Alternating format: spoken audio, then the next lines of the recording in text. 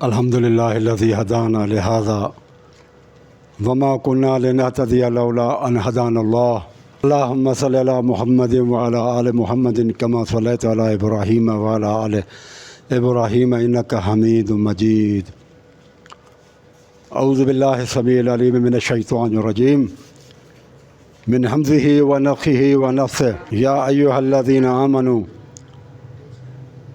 اطیعوا اللہ واطیعوا الرسول وَأُولِي الْأَمْرِ مِنْكُمْ فَإِن تَنَازَعْتُمْ فِي شَيْءٍ فَرُدُّوهُ إِلَى اللَّهِ وَالرَّسُولِ إِن كُنتُمْ تُؤْمِنُونَ بِاللَّهِ وَالْيَوْمِ الْآخِرِ ذَلِكَ خَيْرٌ وَأَحْسَنُ تَأْوِيلًا۔ دوستو، آج کا جو ہے ٹاپک ہے ہمارا ویڈیو، اس پہ ہے کہ اولی الامر کی اطاعت کس طرح کی اطاعت ہے۔ اللہ تبارک و تعالیٰ قرآن مجید میں یہ جو میں نے آیت پڑھی ہے سورۃ النساء آیت نمبر 59 کی، سورۃ النساء میں اس میں اللہ تعالیٰ فرماتے اطیعوا اللہ، اے لوگوں اطاعت کرو اللہ کی، واطیعوا الرسول، اور رسول صلی اللہ علیہ وسلم کی بھی اطاعت کرو۔ یعنی دو چیزیں تو ہو گئی واجب یہاں پر، قرآن مجید کے اطاعت اللہ کے اطاعت ہے، رسول کے اطاعت وہ ہو گئی سنت کے اطاعت، سنت کے اتباع۔ پھر اللہ سبحانہ و تعالیٰ فرماتا ہے وَأُولِي الْأَمْرِ مِنْكُمْ، یہاں پر اطیعوا کا لفظ رپیٹ نہیں کیا، اللہ تعالیٰ کے لیے لفظ آیا ہے اطیعوا اللہ، پھر اطیعوا کا لفظ رسول کے لیے آیا اطیعوا اللہ و اطیعوا الرسول، لیکن اولی الامر کے لیے لفظ اطیعوا کا رپیٹ نہیں ہوا۔ تیسری اطاعت جو اولی الامر کی ہے اس کے لیے اطیعوا کا لفظ رپیٹ نہیں ہوا۔ اس کا مطلب کہ دونوں اطاعتوں میں فرق ہے کہ اللہ کی اطاعت بھی دائمی ہوگی، ہمیشہ کے لیے کرنی ہوگی، ہر دور میں کرنی ہوگی۔ رسول اللہ صلی اللہ علیہ وسلم کی بھی اطاعت ہر دور میں اور ہمیشہ کے لیے ہوگی۔ تیسری اطاعت دائمی نہیں ہے بلکہ عارضی ہے، اس کی زندگی کے اندر ہے۔ پھر اللہ تعالیٰ فرماتا ہے تیسری جو اطاعت ہے یہ کس چیز کی ہے؟ اولی الامر، جو امر دینے والا ہے، جو حکم کرے تمہیں، حکم کرنے والوں کی اطاعت کرو۔ اولی الامر، امر کہتے ہیں حکم دینے والا، یعنی کہ وقت کا حاکم جو ہے۔ وَأُولِي الْأَمْرِ، وہ اولی الامر کون ہے؟ وہ بھی اللہ تعالیٰ نے وضاحت کر دی اسی قرآن مجید کی آیت میں، منکم، تم میں سے جو ہو، یعنی کہ اولی الامر وہ ہوگا جو ہم میں سے ہے۔ ایک ہم تو گناہ گار ہیں، جس کا مطلب کہ وہ بھی گناہ گار ہوگا۔ ہم یعنی اس کا مطلب ہم میں ہو، ہم میں سے ہو، یعنی کہ ہم میں موجود ہو، جیسے ہم بات چیت کر سکیں اور اس سے مسئلہ وغیرہ پوچھ سکیں، اور کوئی پرابلم ہو تو پرابلم ان سے حل کروا سکیں۔ اور یہ بھی ہے کہ وہ اولی الامر جو ہے وہ تمہاری جنس میں سے ہوگا، ہم میں سے ہی ہوگا۔ ہم انسان ہیں، اس کا مطلب کہ وہ بھی انسان ہوگا۔ گناہ گار ہے تو گناہ گار ہوگا۔ اولی الامر منکم، تم میں سے ہو، یعنی کہ ہم میں موجود ہو۔ پھر اللہ تعالیٰ فرماتا ہے فَإِن تَنَازَعْتُمْ، اگر تمہارے درمیان میں اختلاف ہو جائے۔ اللہ یاری صاحب کہتے ہیں اور دوسرے شیعہ علماء کہتے ہیں کہ فَإِن تَنَازَعْتُمْ میں تمہارے درمیان میں اختلاف ہو، تمہارا اولی الامر کے ساتھ اختلاف وہ مراد نہیں لیتے، جبکہ یہ قرآن مجید کی آیت بتا رہی ہے کہ تمہارے درمیان میں اختلاف ہو اور تمہارا اولی الامر کے ساتھ اختلاف ہو، تمہارا آپس میں خود ہو یا تمہارا وقت کے حکمران سے کسی چیز میں اختلاف ہو، کیونکہ وہ گناہ گار ہے، وہ معصوم نہیں ہے، اس لیے شریعت نے بتا دیا کہ فَإِن تَنَازَعْتُمْ، اگر تمہارے درمیان میں، اللہ تعالیٰ نے اس کو عام اور خائے، ہم خاص نہیں کر سکتے اس حکم کو کہ تمہارے درمیان میں، یعنی تمہارا اولی الامر سے اختلاف ہو یا تمہارا آپس میں اختلاف ہو۔ اگر ہم اللہ یاری صاحب کا مفہوم لیں کہ اولی الامر سے اختلاف جائز نہیں ہے کیونکہ وہ معصوم ہوگا جیسے رسول ہے، اس طرح سے، تو پھر یہ اگلے جو الفاظ ہیں نا فَإِن تَنَازَعْتُمْ کے بعد پھر دو چیزوں کی طرف رجوع کرنے کو کہا گیا ہے۔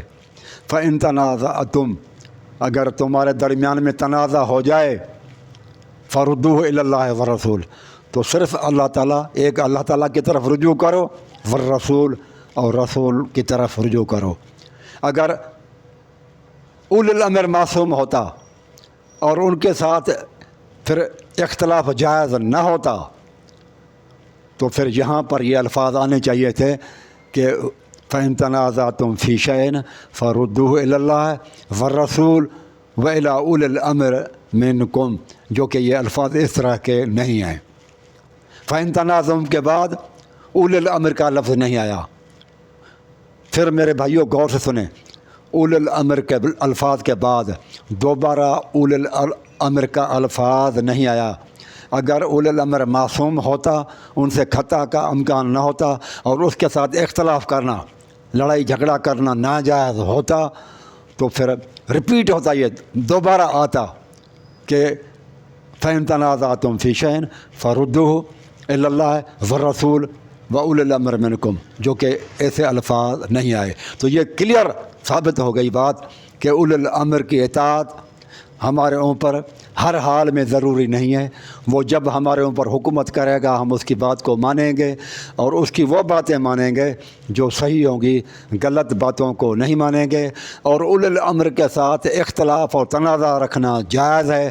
اللہ تبارک و تعالیٰ کا یہ قرآن مجید بتا رہا ہے کہ اولی الامر کے ساتھ تمہارا اگر اختلاف ہو جائے، تو اگر معصوم ہو اولی الامر تو اس کے ساتھ تو اختلاف رکھنا ناجائز ہوگا، لیکن قرآن مجید اجازت دے رہا ہے کہ اگر تمہارے اور تمہارا اولی الامر کے درمیان میں اختلاف ہو جائے فردوہ الی اللہ والرسول، تو صرف دو چیزوں کی طرف جاؤ، اللہ اور رسول کی طرف، یعنی قرآن اور سنت کی طرف، بس ختم۔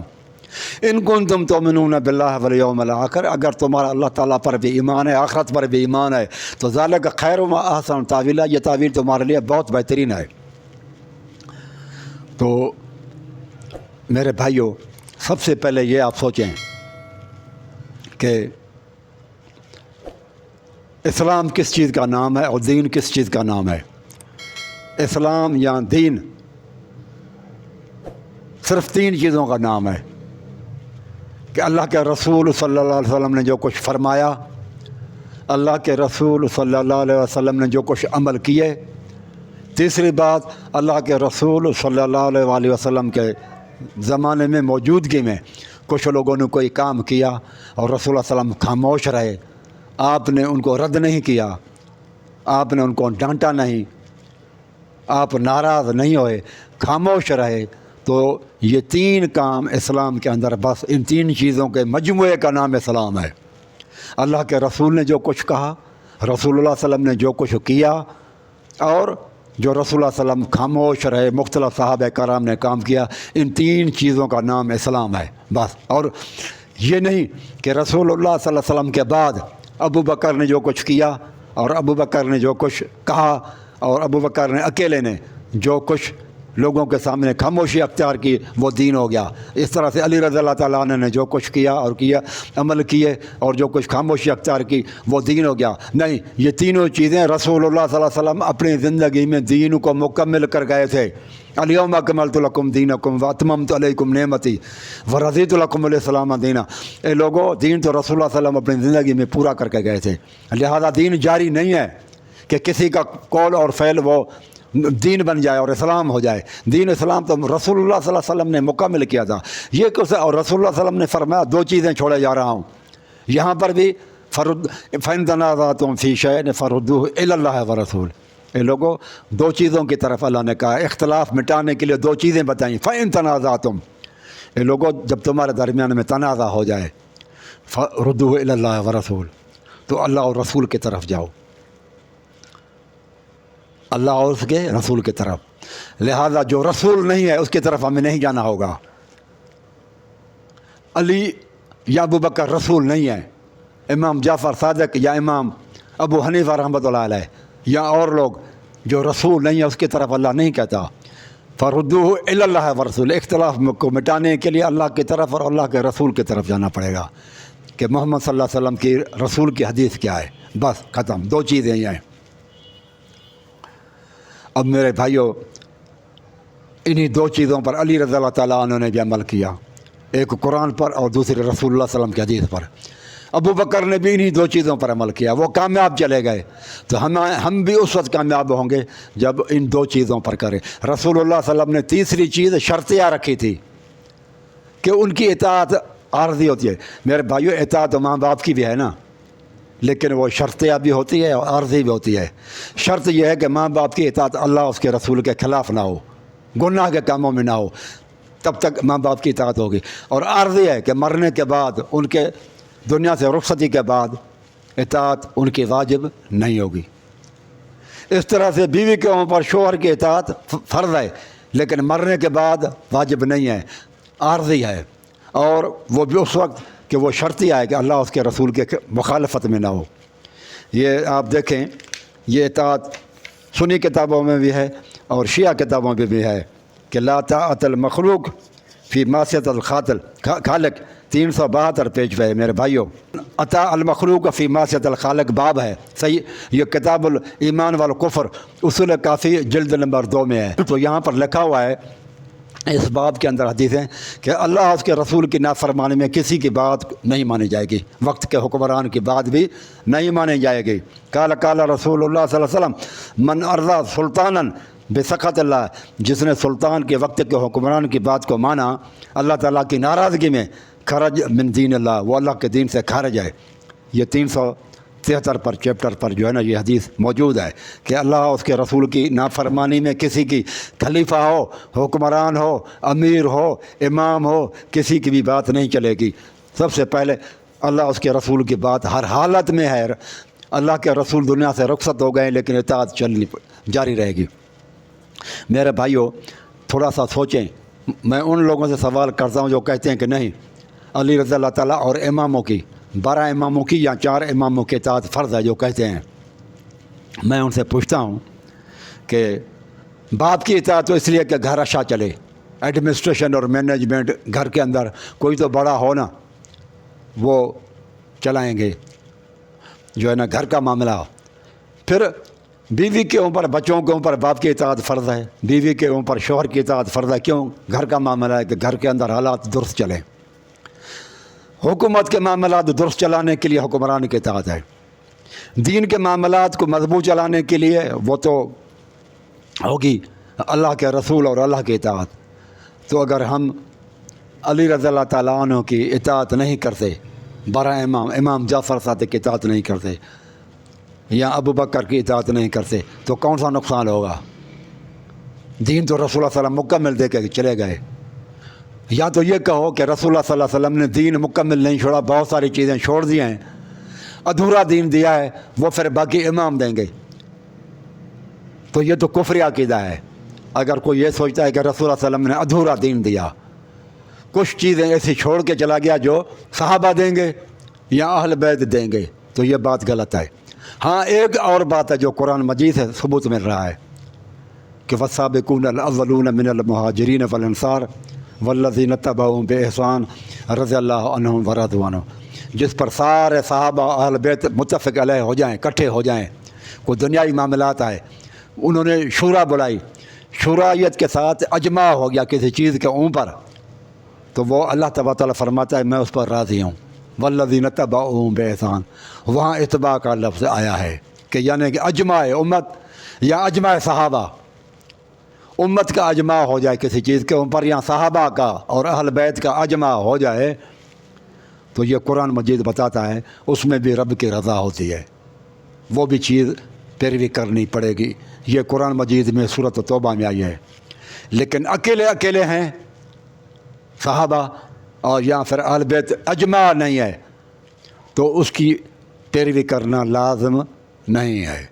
دین تو اللہ اس کے رسول نے مکمل کر کے چلے گئے، دین میں کوئی کمی نہیں ہے، ہر چیز مکمل رسول اللہ صلی اللہ علیہ وسلم دے کر گئے ہیں۔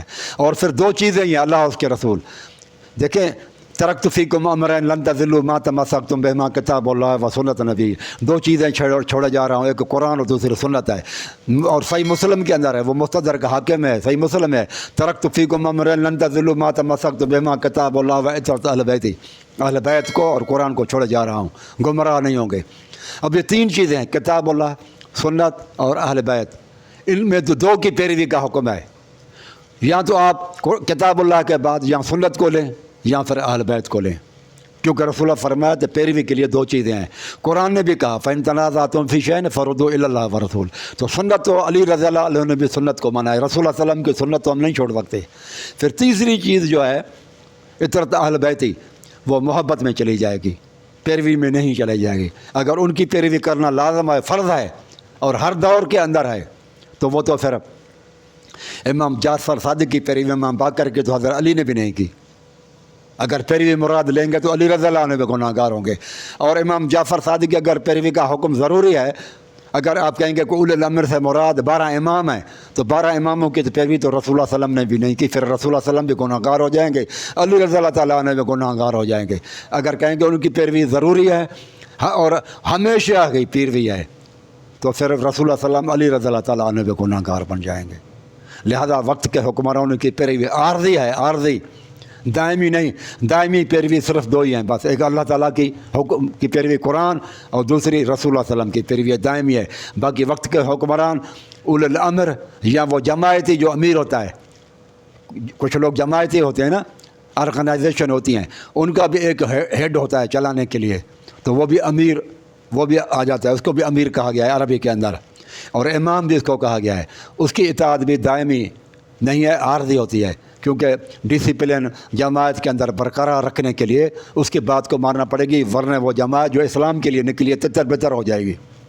تو یہ کچھ تشریحاتی جو لوگوں کو میں نے دیکھا کہ لوگوں کے اندر یہ غلط عقیدہ بن گیا ہے اور یہ غلط مفاہیم لے رہا ہے اللہ جاری صاحب اور لوگ بھی، تو میں نے کہا کہ اس بارے میں آپ لوگوں کو صحیح مفہوم دیا ہے، اول الامر کی صحیح مفہوم اور معنی وہ یہی ہے جو میں نے آپ لوگوں کو بتا دیا۔ اس طرح سے معنی آپ کریں بھائیو، قرآن کی تشریح، حدیث کی تشریح اس طرح سے کریں کہ وہ رسول اللہ صلی اللہ علیہ وسلم کے اوپر رسول اللہ صلی اللہ علیہ وسلم گناہ گار نہ بنیں، صحابہ گناہ گار نہ بنیں، اور اہل بیت گناہ گار نہ بنیں۔ اگر آپ کہیں گے کہ اول الامر سے مراد امام جعفر صادق اور 12 امام ہیں، تو اس سے اللہ کے رسول بھی گناہ گار بنیں گے اور علی رضی اللہ تعالیٰ عنہ بھی گناہ گار بنیں گے، صحابہ کرام بھی گناہ گار بنیں گے۔ تو ہمیشہ تشریح وہ کریں آیات کی یا جو ہے حدیث کی، وہ کریں کہ جس پر اللہ کے رسول صلی اللہ علیہ وسلم پر غلطی نہ جائے، اور علی رضی اللہ تعالیٰ عنہ یا صحابہ کرام کے اوپر کسی طرح کی جو ہے نا وہ گناہ گاری کا الزام لیبل نہ لگے۔ تو یہ چیز تھی جو میں نے سمجھانا تھا۔ تو اقول قولی ھذا استغفر اللہ استغفر اللہ۔